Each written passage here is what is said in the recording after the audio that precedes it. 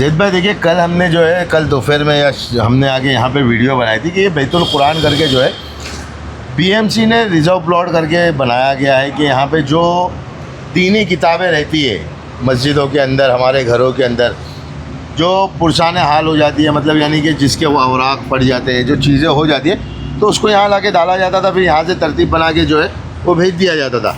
लेकिन हमने कल जिस तरीके से बताया, फिर शाम में रात में जो है कुछ हमारे भाइयों ने उठ उसको जो है लेकर जाकर जो है अपने उसको महफूज जगह पे रखा।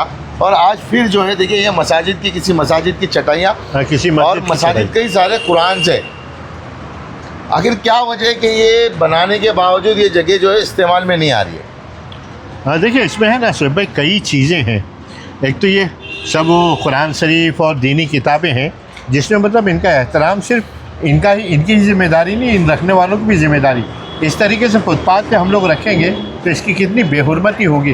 खुदा न खास्ता कोई कागज़ चुनने वाला आवे जिसको ये मालूम नहीं इसकी अजमत का मतलब उसे नहीं, उसके अलावा कागज़ चुनने वाले के अलावा जो रास्ते पे जो जानवर है, कुत्ते वगैरह, बिल्ली वगैरह, वो जो है अपने गलाजत को जो है वो कहीं पे अंदर, तो ये चीज़ों को आखिर क्या वजह है कि ये जो जिम्मेदार है यहाँ के जो बशीर पटेल साहब जो है, इनका इतना बड़ा बोर्ड लगा हुआ है, उनको ये चीज़ें का एहसास क्यों नहीं होता? कल के हमने यहाँ पे जो वीडियो बनाई थी उसके बाद में रात में यहीं के कुछ बच्चों ने जो है खुद के ज़ाती माल से टेम्पो करके और अपने हाथों से जो है भी बने। अभी हमारे साथ में एक भाई और आए हुए बेचारे, उस दर्द को देखते हुए कि मतलब यानी कि भाई ये चीज़ें पड़ी हुई है यहाँ पे। तो शुएब भाई, आपका भी नाम शुएब है, लेकिन ये मामला को आपने देखा है तो आपको कितना मतलब एक आदमी के अंदर ये हमारे लिए, आपको याद होगा कि एक बंदे ने कुरान जला दिया था तो पूरी दुनिया जो है अंगार हो गई थी। यहाँ पर एक मरतबा ये हुआ था कि वो पटाखे मतलब कुरान के औराक से मतलब बनाए गए थे, उसमें भी काफ़ी मतलब वो फसाद होते होते, तनाज़ा होते होते रह गया।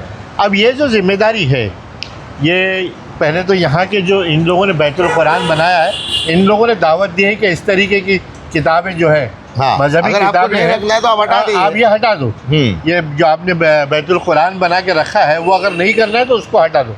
और फिर यहाँ पर ये मुस्लिम इलाका है, यहाँ पे मैं एमएलए, नगर सेवक और वो सारी मुस्लिम जमातें हैं, यहाँ पर एनजीओ है, कोई ना कोई तो मतलब इसमें ये इन एहतराम वाली किताबों का एहतराम लाजिम करे।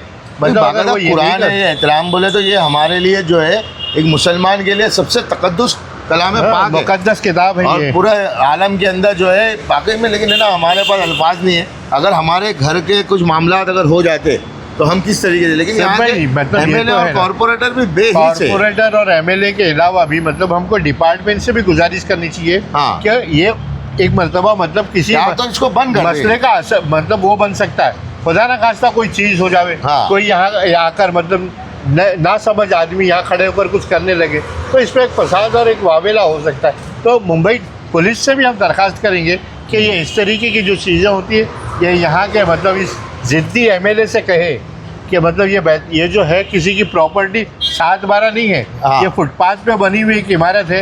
एज ए एमएलए इन्होंने बैतुल कुरान बनाया है तो इसको आखिर तक लाजिम करना चाहिए कि वो कुरान का फंड की ज़रूरत पड़ती होगी तो वो आवाम से कहे, है ना। आवाम जो है वो चंदा जमा करके भी आपको देगी, लेकिन अपने अंदर के ना ज़मीर को जगाए।